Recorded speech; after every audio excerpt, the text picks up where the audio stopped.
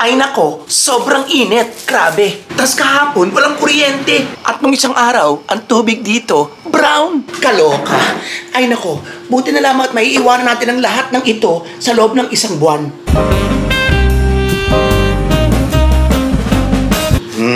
At bakit naman maiiwanan sila, Aber? Dahil meron na tayong ticket! Charot! Yes po, meron na tayong ticket sa eroplano. Papunta na po tayo ng Japan! Nag-excited lang ako, pero hindi ako ganun ka-excited. Pwede ba? Hindi ako excited, pero miss ko. Aminin natin at aminin ko for the very first time na miss ko na ang Japan. Siguro mga ilang mga ilang linggo pa lang. Nung nakita ko yung mga pictures ko sa Japan, tapos yung mga nangungumusta sa akin ng mga kasama ko sa Japan, na kailan ka papasyal dito, akala ko pa magbabakasyon ka dito, hindi ka magkaroon ng trabaho dito. Tapos mga comments pa, hindi na po ba kayo babalik ng Japan? Nasaan po kayo ngayon, sir? Yung iba, hindi pa rin alam na nandito na ako ng 2 taon na. So, lately ko lang talaga naramdaman yung pagka-miss. Nung una, hindi ko naman siya talaga nami-miss. Siguro self-denial na, naku, hindi ko siya dapat i-miss kasi iniwanan ko siya. Siguro may ganung peg. Tao lang tayo na minsan meron tayong mga bagay na ayaw nating aminin na tayo ayaw kong sabihin nagkamali. Ayaw ko namang sabihin 100% na tama yung decision ko. Of course, marami mga magre-react na, yan kasi, maganon. Naku, itigil na natin yan at lahat tayo nagkakamali. Hindi tayo lahat 100% na tama sa ating bawat decision. Ito nga ba isang pagkakamali? Saka na natin sasagutin yan? Abangan niyo yan at magugulat kayo sa sagot ko. Nagulat. Hindi. Basta, saka na natin pag-usapan yan. Dumako muna tayo. Punta muna tayo dito sa ating ticket kung kailan tayo aalis. Pakita lang natin ang konti kasi baka naman mamaya ay madagdagan pa yung restrictions sa atin ng YouTube. So, yun. So, hangin na naman tayo dahil sa restriction na yun. Dinelete yung ating video dahil sa pagpapakita ng ilang mga personal papers, ilang personal documents. Nangyari na sa akin yun before na ako ay 1-2 buwan na hindi nakasahod dahil inayos pa ang gusot.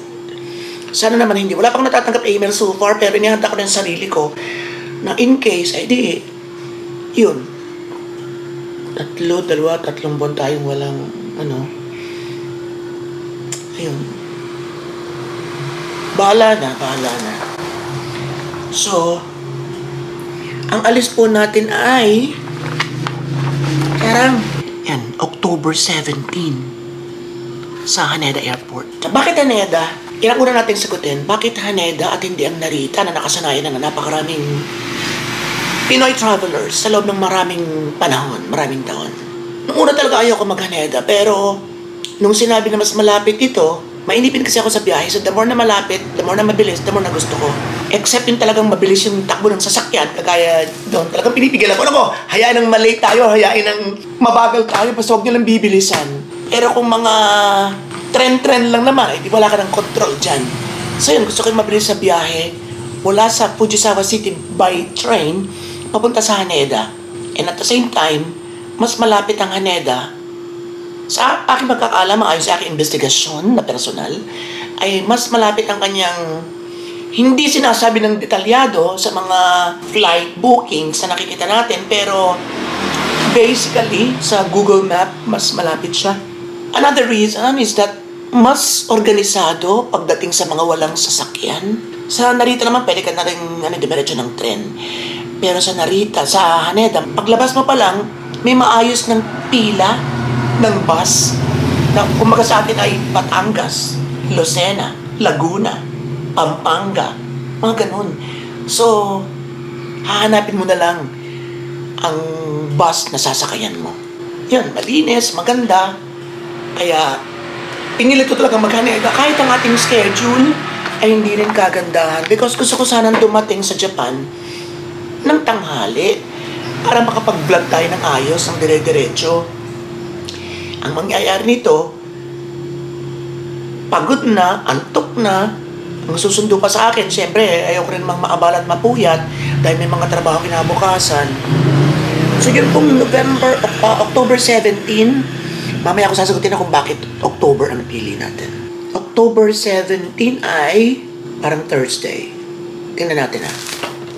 Thursday nga. October 17 is tama, Huwebes. Thursday. Ang oras ay sutulit natin.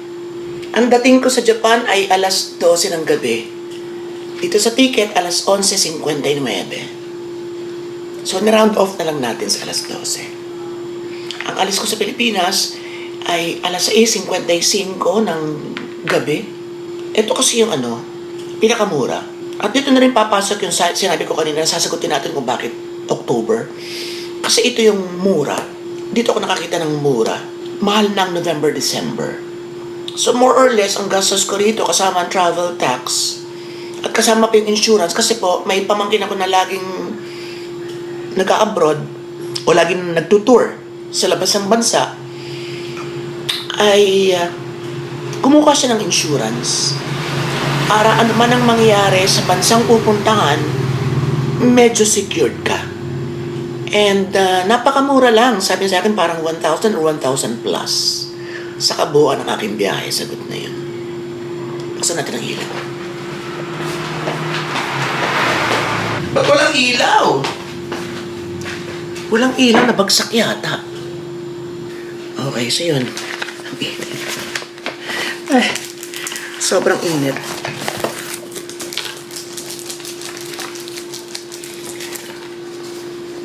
Ayun, ang pagbalik ay saka ko nasasabihin sa inyo para medyo suspense. Wow, may pa-suspense pa. So yun, more or less po 25,000 pesos. Mabuti na rin ang nangyari na bago ako na-restrict ng YouTube, ay nakabili na ako ng ticket.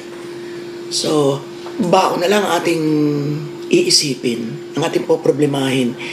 So, kailangan ko talaga makarakit. I was very open about it sa aking live kahapon, nasa live natin noong nakaraan. Actually, I don't open myself pa sa mga collaborations. May konting hiya kasi mayroon akong konting dito, may lumalabas sa mga dito. Ganun, so meron akong konting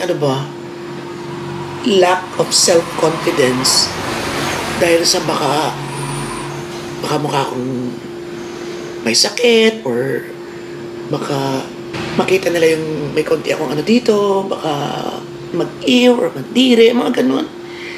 So, conscious talaga ako. That's why, sana maunawaan ninyo, especially yung ibang mga nag-i-invite sa akin sa mahaba ng panahon, kung bakit di ako ganun ka-eager na magpagkita, na parang aligaga ako kapag may mga nakakasalubong na mga followers, parang gusto ko na agad umalis, parang ayokong dumikit, parang ayokong magpa-picture na nakadikit sila sa akin dahil may isa pa tayo iniintindi, na mararamdaman nila yung kilig sa katawan. Alam niyo, yung dami. So, sa mga nakasubaybay natin dyan, huwag na kayo magdaramdam kung bakit parang inilalayo ko sarili ko sa mga ganung opportunities na mas makakatulong naman sa akin dahil sa mga reasons na nabanggit. Another reason kung bakit October ang pinili ko, kasi ito yung kasarapan. Ang September po, kalahati ng September, mainit pa. Para nagiging bahagi, although not officially bahagi ng summer, kasi ang summer po sa Japan is June, July, August. So yung ngayon, August, kainitan talaga. Yung September, medyo paalis na, pero mainit pa rin yung kalahati nito. So yung October talaga yung hindi pa kalamigan at hindi naman kainitan na. Nanghihinayang ang isa kong kaibigan who is very eager, si Sunny.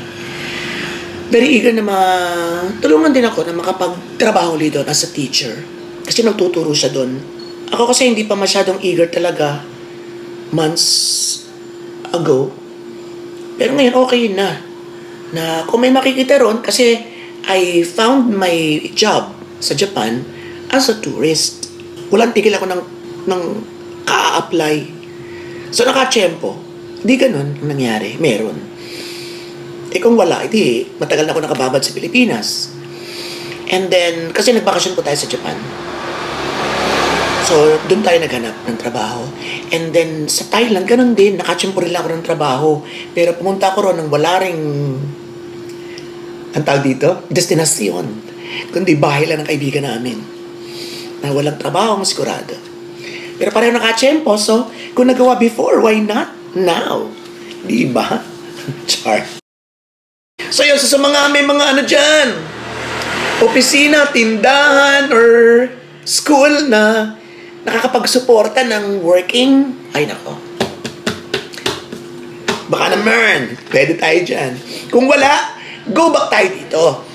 Kasi, mabuti na yung gano'n na wala tayong inaasap-asam na kailangan makakuha ko ng ganito. Walang pressure para masaya pa rin pagbalik. May pera o wala, ay kalmado tayo. Alam ko namang nandyan pa rin kayo. At tungkol dun sa hindi na ako makakaabot sa trabaho because September po at saka April ang usual na tanggapan ng mga aplikante, lalong-lalo na sa pagtuturo. Nagbigay na ako sa kanya rin ng, sabi niya, kasi magdala ka ng resume. So yun, nagpagawa na ako parang 6 months ago pa, and then sabi ko, sige, hindi ko na sa iyo, and then kami mapapagdala, thank you. Mabait sa akin yun. Kasama kayo sa Thailand. Pare-pareho kaming ang una ko sa trabaho sa Thailand, di ba? Excuse me. Impersonator. Huwag na kayo mag-expect na si Madonna or si Tina Turner or si Mariah Carey aking na-impersonate, kundi machong-macho si Tom Jones. Saka na natin pag-uusapan ulit yan. Kasama ko siya naman nagpe-perform na sino nga ito yung malaking mata? Di ba Bruno Mars medyo malaki yung mata? Yung sikat na bahagi ng Take That, na super sikat nun pero ngayon nawala na rin. Kumanta ng Angels. Need protection, love and affection. Nakalimutan ko. Ay naku, hindi ko nahanapin. Para meron kayong partisipasyon, i-comment nyo lang sa baba kung sino singer na sinasabi ko na ini-impersonate ng kaibigan ko. Go! Alam nyo ba, first time kong mag-online booking. So nilakasan ko na yung loob ko. Ayoko kasi ng ayoko ng mga online, di ba nabanggit ko na nga sa inyo yan? Natatakot ako na baka makuha yung mga private info ko. Baka meron akong nakatagong ganito tapos hindi ko na makuha dahil nakita na ng iba, yung mga password, basta mga ganun. Meron akong konting apprehension kapag usapang online na ng labanan. Ayoko rin basta mag-upload or mag-download pala ng mga apps. Basta. Pero dito, walang tumulong kasi ang dami ko ng message ng mga pamangkin, hindi pala marami, kundi 2, tsaka 2 kaibigan. Pero, excuse me, mga busy. So, ako na yung gumawa ng paraan. So, nag-test na ako, okay naman, medyo madali na. Pagdating na rin sa bayaran, parang doon ako medyo may kaba pagdating sa online. So, sabi ng pamangkin ko, bukas na lang daw, busy lang siya. So, kinabukasan, minessage ko agad siya. Wala pa rin, so tinuloy ko na. Hanggang sa nakarating na ako sa mga seat plan, mga ganoon. And then biglang nag-message siya na yun na raw. Pwede raw. Siya na raw. So yun, ipinasa ko na sa kanya at yun na nga naayos hanggang sa mabayaran. And then nag-send na lang ako sa kanya ng pambayad. Right after na ma-approve. Right after na ma-kumpleto lahat. And yun. Hanggang sa dumating na sa email natin ito, at eto na nga, pinaprint natin para may pakita ko sa inyo. At mapag-usapan natin. Sa seat number, ang una ko nakita yung mga 50, 52, mga ganun na medyo nasa window. Marami pa ng mga available seats. And then yung napili namin, Diyos ko, sabi ko, wag natin ituloyan. Baka abot pa. Kasi ayoko na malapit sa CR. Ayoko na malapit sa toilet. Hindi naman pag-aarte yun eh. Meron lang talaga tayong kanya-kanya ng mga bagay na hindi tayo komportable. Dahil siguro sa mga pangyayaring naranasan natin na yung iba tanda natin, yung iba hindi may paliwanag kung bakit may mga ganun tayong parang siguro dala ng phobia or traumatic experience. Yung mga ganun. O may mga nakita tayo ng bata tayo na hindi natin nagustuhan na hanggang ngayon ay nasa atin pa. May mga ganun. Ay nako, maniwala ka rin, Kurning, at baka meron ka rin. So yun, ayoko yung malapit sa CR. So kahit sa room, ayoko na malapit sa CR. Sa kainan, ayoko na malapit sa CR. Yung mga ganun. Kung malapit man, may wall, may pagitan. Tapos, kagaya dun sa tinuloy namin sa Maynila. So may salamin na walang tokador. So yung salamin may stretch. So takip sa CR. Plus yung mga maleta ko, inalagay ko pa rito. Parang feeling ko nakatakip pa rin. Mga ganun. Ayan. So, October 17 po.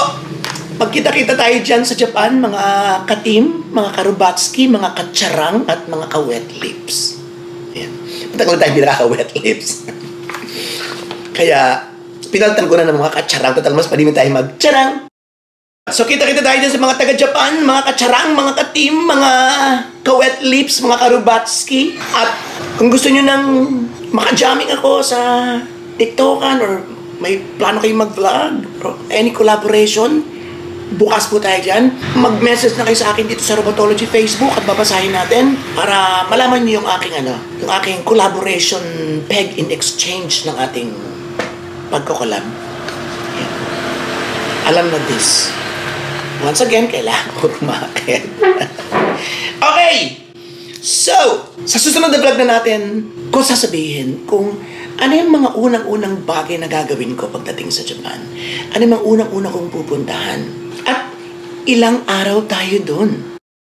So yun, nakapagbigay ko mga detalye sa ito kung sa ating pag-alis. Then may isa pa. Isusunod natin dun ay nagalit sa akin dati kong employer.